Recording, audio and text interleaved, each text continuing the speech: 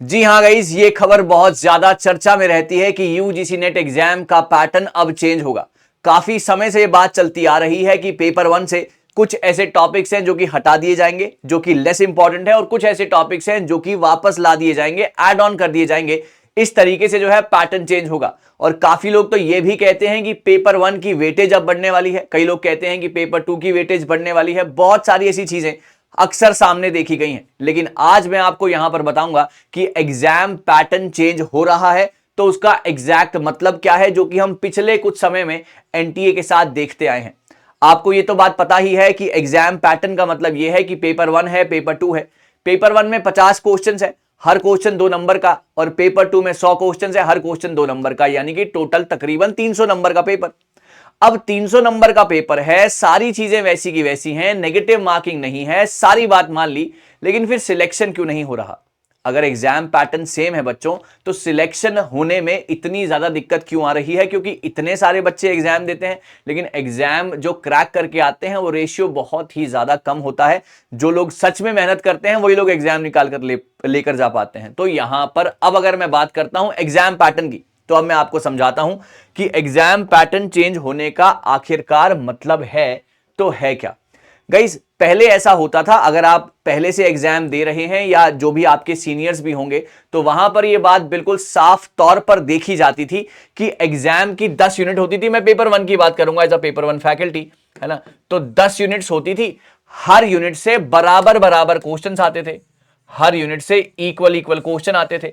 तो आराम से जो है बच्चों को, फॉर एग्जांपल अगर उन्होंने पीपल एनवायरनमेंट अच्छे से पढ़ लिया है, तो पीपल एनवायरनमेंट आपका स्ट्रांग है, ठीक है, पीपल एनवायरनमेंट आपका स्ट्रांग है। आपको पता है कि उस पीपल एनवायरनमेंट में से मेरे आएंगे 5 क्वेश्चंस, और मैंने इतना अच्छे से पढ़ा हुआ है पीपल एनवायरनमेंट कि मैं इन 5 में से 5 को ठीक करूंगा या करूंगी।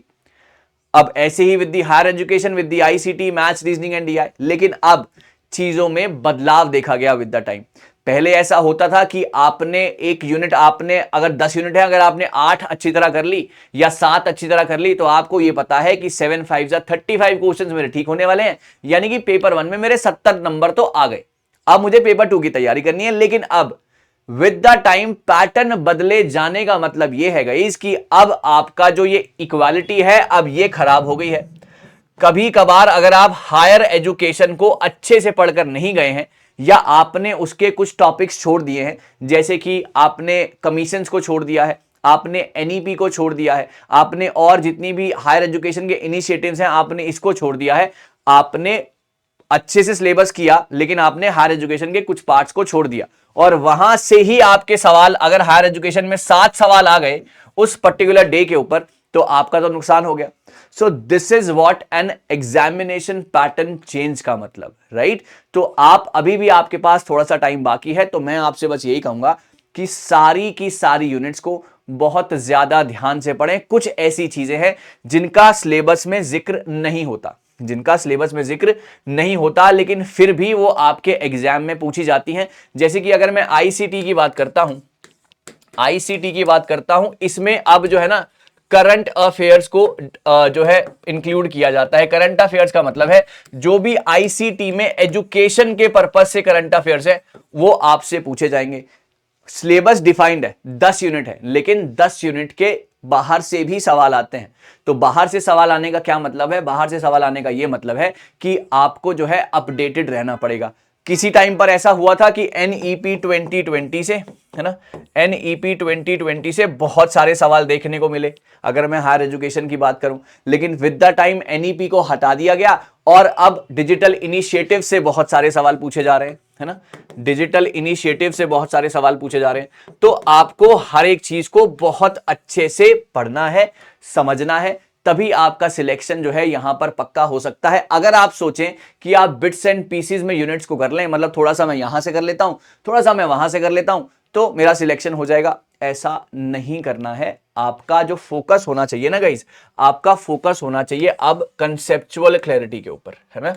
आप जो भी पढ़ रहे हैं उसका कंसेप्ट आपको अच्छे तरीके से याद होना चाहिए, कंसेप्ट आपको समझ में आना चाहिए। अगर आपके सबसे खतरनाक टॉपिक, अगर मैं मैथ्स रीजनिंग की बात करता हूं, मैथ्स रीजनिंग प्लस डीआई की बात करता हूं, काफी बच्चे इस भ्रम में हैं कि अगर हम इसके बिना जाएंगे पेपर देने तो हम पास हो जाएंगे या हमारा जेआरएफ निकल जाएगा। तो मैं आपका भ्रम यहीं तोड़ देता हूं, इसके बिना आपका एग्जाम क्रैक नहीं होगा। डीआई की अगर मैं बात करता हूं, विद द टाइम लेवल में इंक्रीज हुआ है ना, आपका मिसिंग डीआई देखा गया, जिसका फुल प्रूफ सेशन जो है हम ले चुके हैं, चाहे वो पेड हो चाहे यूट्यूब हो, आप डाल लीजिएगा डाटा इंटरप्रिटेशन निशांत कपूर, आपको वहां पर मिसिंग डीआई से रिलेटेड भी सवाल मिल जाएंगे। नहीं मिलेंगे तो कनेक्ट कीजिएगा, मैं आपके साथ लिंक शेयर करूंगा। सो मिसिंग डीआई है। मैथ्स रीजनिंग का लेवल विद द टाइम बढ़ गया है ना, यहाँ पर जो है एवरेज के कुछ टेढ़े सवाल देखे गए हैं, यहाँ पर कुछ रेशियो प्रपोर्शन के टेढ़े सवाल देखे गए हैं।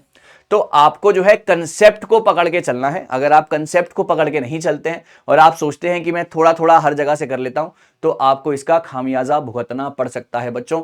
तो कृपया करके ध्यान दें, कंसेप्ट के ऊपर ज्यादा ध्यान दें, बदलते एग्जाम पैटर्न के ऊपर आपकी पैनी निगाह होनी चाहिए, और इन सारी चीजों का एक ही सोल्यूशन है ना। जो यूनिट्स हैं, जैसे कि अगर मैं बात करता हूं जिन जिनके मैंने अभी नाम लिए, पीपल एनवायरमेंट है, हायर एजुकेशन है, राइट, आईसीटी है, मैथ्स रीजनिंग और डीआई है, इसकी जिम्मेदारी आप छोड़ दीजिए पीडब्ल्यू के ऊपर, मेरे ऊपर। मेरी क्लासेस होती हैं हर ट्यूसडे, हर थर्सडे, हर सैटरडे दोपहर को 2 बजे, जहां पर आपको फुल प्रूफ तैयारी कराई जाएगी। जो पैटर्न, जो चीजें इंट्रोड्यूस हो रही हैं, वो सारी की सारी चीजें आपको वक्त रहते यहीं पर करा दी जाएंगी in the form of MCQs, क्योंकि आपको पेपर में एमसीक्यूज ही देखने को मिलेंगे। करेक्ट बात है।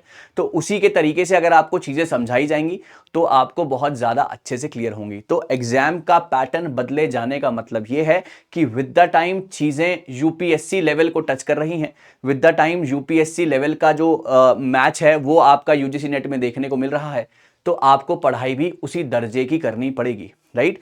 यूपीएससी का लेवल अगर आपका, मतलब यूपीएससी के लेवल से अब आपका यूजीसी नेट का पैटर्न जो है मैच करने की बात कही जा रही है, इसी को कहते हैं पैटर्न चेंज, इसी को कहते हैं कंपटीशन, इसी को कहते हैं कंपटीशन, जिसको आपने बीट करना है ना। तो उसके लिए क्या करना है, उसके लिए आपने पीडब्ल्यू के साथ जुड़ना है हर ट्यूसडे, थर्सडे, सैटरडे दोपहर को 2 बजे, जहां पर आपको बढ़िया बढ़िया से सेशंस कराए जाएंगे। एक होमवर्क का सवाल, अगर आपकी प्रिपरेशन इतनी ही अच्छी है तो आप मुझे होमवर्क के सवाल में ये बताइएगा कि जो क्योटो प्रोटोकॉल था, राइट, जो क्योटो प्रोटोकॉल था, इसका मोटिव क्या था, क्योटो प्रोटोकॉल का मोटिव क्या था, ये क्यों आया था। कमेंट सेक्शन में मेरे को जरूर लिखिएगा। अगर आपने पूरी वीडियो देख ली है तो आपको इस सवाल का जवाब, यहां तक पहुंच गए हैं आप, समझ गए हैं मेरी बात, तो इस सवाल का जवाब कमेंट सेक्शन में लिखिएगा। और जो भी अगर आपके कोई और सवाल हो कमेंट सेक्शन में जरूर लिखिएगा। मैं जल्दी मिलूंगा कुछ नया, कुछ शानदार सी वीडियोस लेकर। तब तक के लिए आप अपना ध्यान रखें, और जो मैंने आपको बातें बताई हैं उसके ऊपर आपका ध्यान पूरा पूरा होना चाहिए। और ऐसे ही हम कुछ नया, कुछ बेहतरीन सेशंस आपके लिए आगे भी लाते रहेंगे। Thank you so very much, all the very best. पढ़ते रहिए, खुश रहिए, स्वस्थ रहिए, मस्त रहिए और तबाही मचाते रहिए। Thank you so much.